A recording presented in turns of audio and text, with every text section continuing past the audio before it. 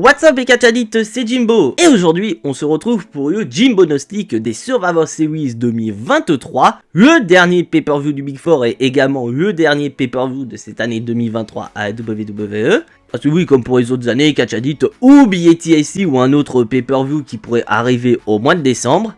Un pay-per-view qui va se marquer de l'absence du chef tribal Roman Reigns. Et là, cette absence est quand même un petit peu plus flagrante que les absences précédentes de Roman Reigns. Pour rappel, les Survivor Series reste quand même un pay-per-view du Big Four. C'est un des pay-per-views les plus importants de la WWE. Et de voir un Roman Reigns inexistant sur cette carte des Survivor Series pose énormément de problèmes. Parce qu'à titre d'information, essayez de deviner à quand remonte l'absence d'un champion du monde pour un pay-per-view du Big Four. Et bah je vais vous dire tout de suite, les catchadites, ça remonte à 2014. Donc oui, ça remonte il y a un sacré bout de temps, mais quand même ça reste assez particulier de ne pas avoir Roman Reigns sur un tel pay-per-view. Et il serait peut-être temps que WWE prenne les choses en main et décide de faire perdre Roman Reigns. Mais voilà, je vais me calmer un petit peu, on va quand même revenir sur le sujet principal qui est ce Survivor Series War Games.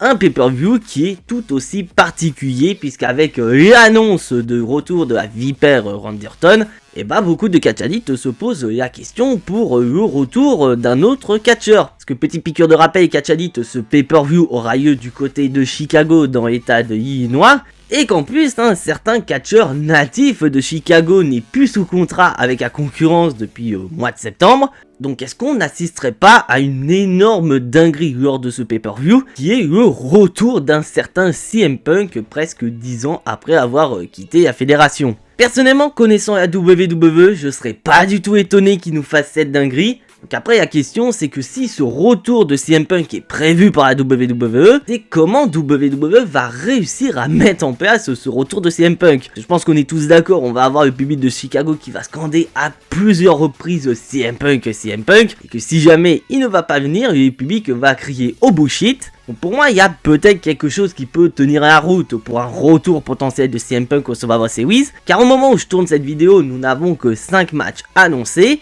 Donc c'est vrai, ça fait pas beaucoup sur la carte, mais ça peut permettre, pourquoi pas, à un certain Shinsuke Nakamura de débarquer et proposer un Open Challenge. Parce qu'on a quand même affaire à un Shinsuke Nakamura qui, depuis sa défaite à Payback face à Seth Rollins, semble chercher un adversaire. Personnellement, je pensais que l'adversaire que cherchait Shinsuke Nakamura n'était nul autre que Gunther. On a quand même affaire à un tout nouveau Shinsuke Nakamura et pouvoir battre Gunther pour le titre de champion intercontinental est plutôt bonne.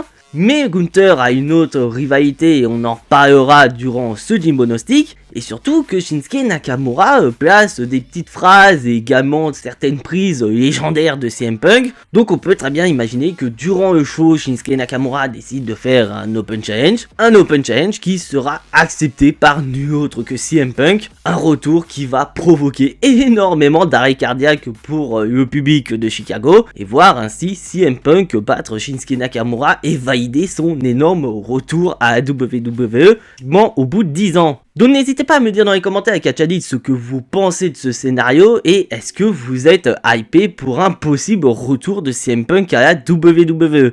Mais voilà, j'ai assez parlé les catchadites, le Jimbonostic des Survivor Series 2023. Et bah c'est tout de suite. Et on va commencer ce Jimbonostic des Survivor Series de manière très forte, puisqu'on va parler d'un des deux matchs les plus importants de ce show, c'est-à-dire un des War Games. Mais comme vous le savez, je suis très galant, donc on va démarrer par le War Games match féminin, avec l'équipe des Babyface composée de Becky Lynch, Charlotte Flair, Bianca Belair et Shotzi qui feront face à Damage Control. Et franchement, j'attends ce combat avec impatience parce qu'on a vraiment une aura assez particulière autour de ce combat, car que ce soit du côté des Babyface ou encore des il y a quand même un parfum assez particulier, car du côté des Babyface on a quand même droit à une belle brochette de catcheuses en les personnes de Bianca Belair, Becky Lynch et Charlotte Flair, mais il faut pas oublier qu'il y a quand même eu des tensions par le passé vis-à-vis de ces catcheuses, notamment du côté de Charlotte Flair et de Becky Lynch qui ont eu une grande histoire, et on sait très bien que Becky Lynch et Charlotte Flair dans le ring ils ne s'apprécient pas du tout,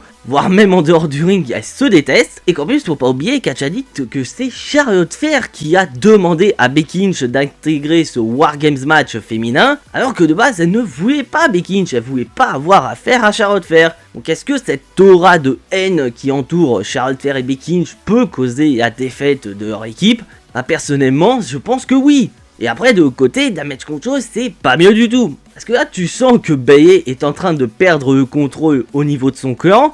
car on a le retour de Kairi Sane ou encore Asuka qui a rejoint le clan il y a pas si longtemps. Donc tu sens que Bayley est en train de se faire avoir et que petit à petit Yoskai est en train de prendre le contrôle du clan. D'un côté c'est assez logique, elle est la championne donc c'est normal qu'elle décide de prendre de plus en plus de pouvoir. Et justement, est-ce que Bayley ne va pas se faire éjecter du clan après ce Wargames match féminin? Surtout si c'est elle qui prend le tombé final pour son équipe. Ce serait pas du tout impossible. Mais personnellement, je vais miser sur une victoire de Damage Control, mais on va quand même chercher à protéger Bianca Belair, Charlotte Flair et Becky Lynch dans la défaite. Donc ce serait assez logique que Shotzi prenne le tombé final. Que moi personnellement je pense que Shotzi elle va être là pour ça, même si je pense qu'elle va faire des spots assez incroyables parce qu'elle a quand même une gimmick de taré et ça lui va super bien cette situation. Mais surtout on peut s'attendre à des représailles par rapport à Bayley. Car on peut imaginer qu'après cette victoire à SmackDown, Bayley annonce que tout ça était prévu, ou encore elle va en tirer les mérites de cette victoire, ce qui pourrait très bien énerver les autres membres de Damage Control et Yoskai, Asuka et Kairi Sane décident littéralement de virer Bayley pour peut-être avoir cette fameuse rivalité qu'on attend depuis un petit moment entre Bayley et Yoskai.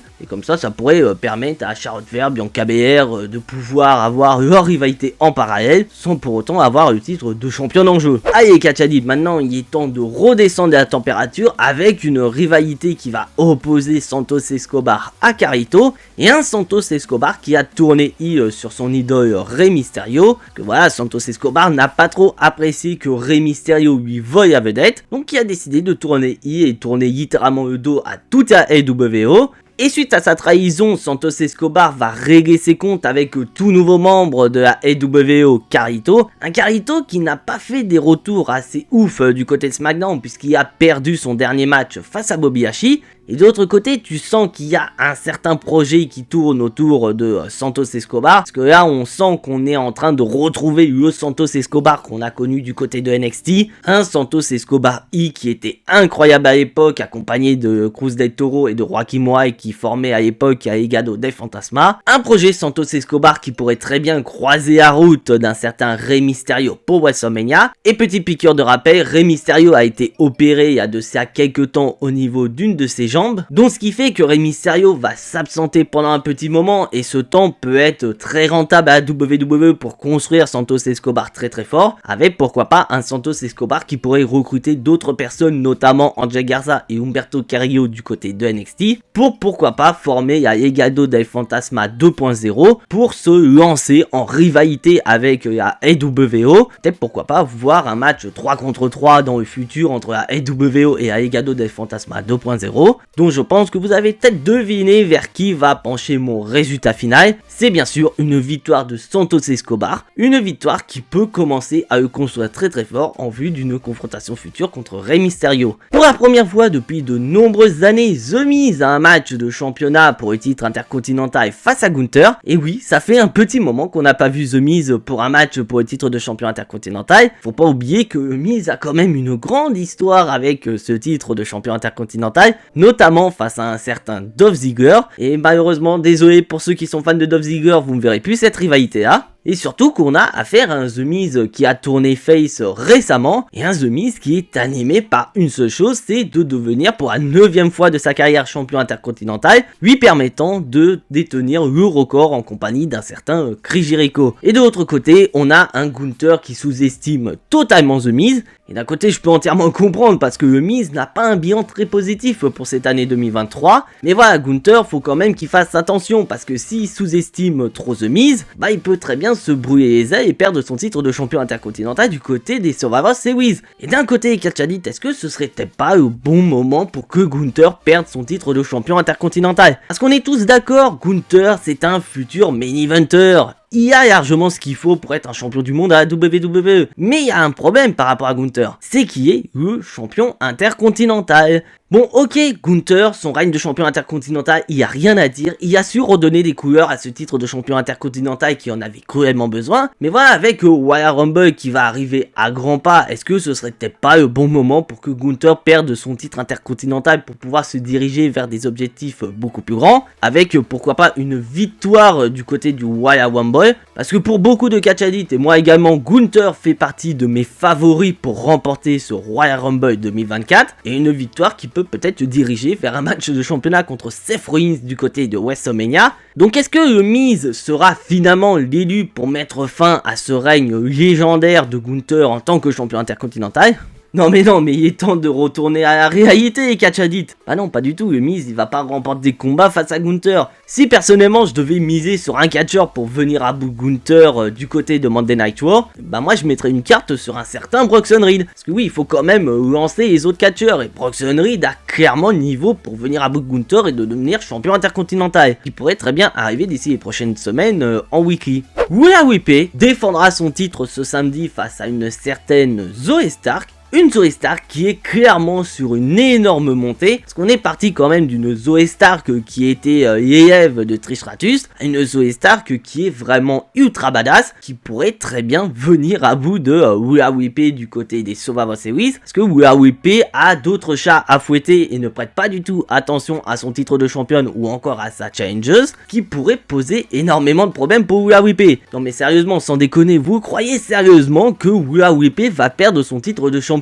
tout de suite? Ah non, parce que là c'est sûr, j'adore Zoey Stark, elle a vraiment un énorme potentiel, elle a ce qu'il faut pour être une future championne à la WWE, mais personnellement je pense que c'est beaucoup trop tôt pour donner le titre de championne à Zoey Stark, sachant que du côté de Rhea Ripley il y a un petit match en préparation contre une certaine Becky Lynch, donc ce serait totalement débile de la part de la WWE de faire perdre Rhea Ripley tout de suite. Donc après, ok, je suis entièrement d'accord qu'il y a un énorme problème dans la construction de Rhea Ripley, c'est que tous ces matchs sont ultra prévisibles, ce qui fait que bien qu'on adore Rhea Ripley, elle est ultra badass, elle est clairement présentée comme la leader du Judgment Day. Dommage pour toi Damien Priest, tu pourras être leader que d'un soir. Et bah c'est toute cette prévisibilité qui rend assez mal ce règne de championne pour Rhea Ripley, mais on peut quand même s'attendre à de la dinguerie du côté des Survivor Series, que je pense que Zoey Stark va quand même se battre à fond pour venir à bout de Rhea Ripley, et peut-être pourquoi pas lui mettre des bâtons dans les roues. Et il est maintenant temps de parler du main event de ces Survivor Series 2023, le Wargames match masculin avec d'un côté le Judgment Day épaulé par Drew McIntyre qui a décidé de prendre les choses en main et de tourner heel pour ainsi avoir un futur match contre Seth Rollins face justement au champion du monde poids lourd Seth Rollins accompagné de Cody Rhodes, Sami Zayn et de Jey Uso, et une certaine vipère Randy Orton qui a été annoncé pour faire son grand retour au Survivor Series au Wargames, un retour qui va littéralement emballer le public de Chicago. Je pense que personnellement Randy Orton va être le dernier à rentrer pour son équipe. Quand je parle d'entrée, je parle au niveau des effets sonores et tout ça. Ce qui fait que le public va être totalement en ébullition, un retour qui fait énormément plaisir que ce soit du côté des babyface ou encore du côté du public, mais un retour qui ne fait pas plaisir à une seule personne, c'est Jey Uso. Et oui, souvenez-vous, les catch addicts, Jey Uso et Jimmy Uso ont quand même blessé Randy Orton. Donc Randy Orton, il peut être assez revanchard envers Jey Uso, et on sait tous, les catch addicts, que Randy Orton est vraiment un élément difficile à contrôler. Donc s'il a envie de porter des RKO à qui il veut, il va pas se gêner pour le faire. Donc pour moi, ça peut être le tournant de ce combat, voir Randy Orton porter un RKO sur Jey Uso dans le but de se venger et lui rappeler qu'il n'a pas du tout oublié ce qui s'est passé il y a de ça plus d'1 an et demi, ce qui pourrait causer une énorme incompréhension de la part d'équipe des babyface, et Randy Orton qui pète un câble, il porte des RKO à tout le monde, que ce soit Cody Rhodes, Sami Zayn ou encore Seth Rollins, permettant ainsi au Judgment Day de remporter le combat. Et là, il faut quand même s'arrêter sur quelque chose d'assez important, les catch addicts. Nous avons quand même Mr. Money in the Bank Damien Priest et le champion du monde poids lourd Seth Rollins dans l'équation. Donc est-ce que si Randy Orton porte des RKO à tout le monde et à moche principalement Seth Rollins, est-ce que ce serait peut-être pas le bon moment pour Damien Priest de cash-in sa maillette sur le champion, ce qui pourrait vraiment donner une énorme soirée pour le Judgment Day, avec d'un côté le AWP qui remporte son combat face à Zoey Stark, voir le Judgment Day remporter le War Games match masculin, et par-dessus le marché, voir Damien Priest réussir à faire son cash-in pour devenir champion du monde poids lourd. Alors franchement, si on a ce scénario du côté des Survivor Series, ce sera la meilleure soirée pour le Judgment Day,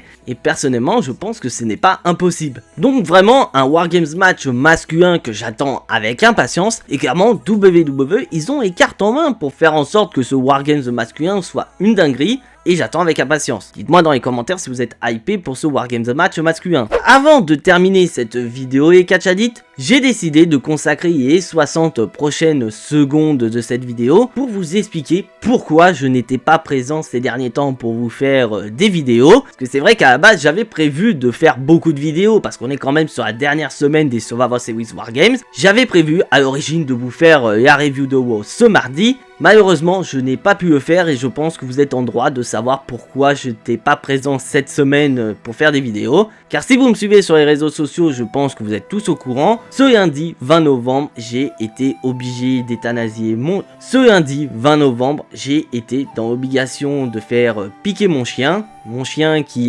car les vétérinaires avaient diagnostiqué une leucémie. Bon, ça faisait un petit moment qu'il traînait cette leucémie, mais c'est vrai que petit à petit sa santé s'est gravement détériorée. Et personnellement, je m'attendais pas à ce qu'en 2 semaines, il passe d'un chien en santé assez correcte à un chien totalement méconnaissable. Parce que clairement, il était méconnaissable mon chien, parce que d'habitude, il était ultra dynamique. Là, il faisait littéralement rien de sa journée, qui était très inquiétant. Et dimanche dernier, voilà, ça a été le gong final, on l'a vu avec ma copine, on l'a baladé et il n'a pas tenu le choc. Bon, ce qui fait que lundi matin, dans la précipitation, j'ai été chez le vétérinaire et on m'a annoncé la tragique nouvelle, bah on peut plus rien faire pour lui. Donc il y en a qui vont me dire c'est rien, c'est juste un chien, j'ai juste à en prendre un autre. Bah j'ai quand même envie de parler de mon chien putain, parce qu'il y a quand même quelque chose d'incroyable entre lui et moi, car c'était quand même mon premier chien. Parce que ok, j'ai eu des animaux, mais c'était à l'époque où j'habitais encore chez mes parents, donc techniquement c'était à mes parents. Et là, Asuka, c'était mon premier chien. Alors attention, mon chien s'appelait Asuka, mais ça ne s'écrivait pas comme Asuka et la catcheuse. Asuka, ça s'écrivait A-S-K-A. C'est pas du tout la même chose. Et surtout que je partageais des émotions assez fortes avec mon animal. C'est surtout que grâce à sa seule présence, je suis resté très fort dans les moments de la vie qui étaient très durs, notamment la rupture avec mon ex ou encore d'autres événements qui étaient très durs à supporter. Et clairement, s'il n'était pas là, il y aurait bien des moments où j'aurais plié bagages et j'aurais fait une autre vie. Mais voilà, mon chien était présent, et rien que sa seule présence m'a remonté le moral. Et on a passé vraiment 8 ans de vie commune qui était totalement dingue. Bon ok, il y avait des moments où il était hyper chiant, mais voilà, c'était assez incroyable de vivre la vie à ses côtés. Et malheureusement, il n'est plus là pour partager ces incroyables moments avec moi. Et il est tout à fait possible qu'il y en ait parmi vous qui ont déjà vu notamment lors de live Twitch. Parce que c'est vrai que actuellement, ça reste très dur pour moi. Dites-vous bien que je suis resté plus de 3 jours chez ma copine. Parce que le fait d'être présent chez moi, c'était très dur. Parce qu'à titre d'information, j'ai craqué, j'ai pleuré comme une madeleine en arrivant chez moi mercredi matin. Car à titre d'information, j'ai craqué, j'ai explosé quand je suis rentré chez moi mardi matin. Donc, ce qui fait que malheureusement, psychologiquement, je n'étais pas du tout apte à vous faire la review de WoW. Et j'espère que vous me comprenez parce que ça reste quand même... quelque chose d'assez dur à surmonter. À quand même, je suis en train de tourner la vidéo, j'espérais... Car depuis ce matin, j'espère qu'une seule chose, c'est d'entendre ses pas qui montent les escaliers. Parce que oui, à titre d'information, il aimait bien monter à l'étage, parce que mon bureau, ma chambre sont à l'étage. Mais il essayait discrètement de monter les escaliers, sauf que ça ne marchait absolument pas. Et hâte de se dire que j'entends plus ces bruits de pas dans les escaliers. Mais voilà, je reste quand même très fort, je surmonte cette épreuve aux côtés de mes amis et aux côtés de ma compagne. Et je tiens quand même à vous remercier, car vous avez été nombreux à m'envoyer des messages sur mes réseaux sociaux pour montrer votre soutien. Et il y en a des noms qui ont montré leur soutien vis-à-vis de moi. Je peux citer Diane ou encore Yona et tous les membres de la Team Catch, c'était incroyable. Mais il y a aussi également d'autres youtubeurs comme Johnny Catch ou encore Weeds qui ont montré leur soutien suite à ce drame. Je ne peux que vous remercier, vous êtes incroyables. Là, je viens de remarquer que ça faisait plus d'une minute que je rendais hommage à mon chien. Mais voilà, je suis désolé, j'avais vraiment besoin d'en parler avec vous sur cette vidéo. Donc voilà, si jamais vous appréciez ce que je fais, n'hésitez absolument pas à lâcher votre plus gros pouce bleu qui fait très plaisir à la chaîne. Et pour le recensement sur YouTube, ça fait plaisir. Si bien sûr vous n'êtes pas encore abonné à la chaîne, vous savez ce qu'il vous reste à faire après avoir vu cette vidéo, c'est de cliquer sur le bouton abonner, c'est entièrement gratuit et ça soutiendra la chaîne. Et bien sûr, je vous invite à cliquer sur la petite cloche pour être notifié de la sortie des prochaines vidéos sur la chaîne. Parce que oui, il y a beaucoup de vidéos qui vont sortir sur la chaîne et notamment du côté du mois de décembre. Parce que malheureusement, il n'y aura pas de pay-per-view prévu, donc il y aura beaucoup de vidéos notamment qui vont retracer l'année 2023 sur la chaîne. Et surtout qu'il y aura probablement une énorme annonce sur la chaîne, car vous avez été nombreux à voir ma dernière vidéo concernant les Survivor Series 2014. Franchement, j'ai adoré faire cette vidéo et j'ai apprécié de voir qu'elle a bien été accueillie. Donc il y a possiblement une grosse décision qui va être prise sur la chaîne. Donc ce que le fait de cliquer sur la petite cloche vous permettra d'être notifié de la sortie de cette fameuse vidéo sur la chaîne. Et bien évidemment, je ne vous en ai pas parlé, mais qui dit pay-per-view de la WWE, qui dit bien sûr live réaction sur Twitch. Donc je vous donne rendez-vous la nuit de samedi à dimanche pour le live réaction sur Twitch. Et bien sûr, il s'agit du dernier live réaction de cette année 2023. Et bien évidemment, il y aura Lionel, Diane et d'autres catchalites qui seront présents pour animer ce live réaction. Et en parlant de vidéo et catchalites, on se retrouve demain pour les résultats de SmackDown. Et oui, je vous ai peut-être pas fait wow, mais je serai quand même présent pour les résultats de SmackDown. Et en attendant, soyez tous très fiers d'être des catchalites. C'était Jimbo, et à la prochaine.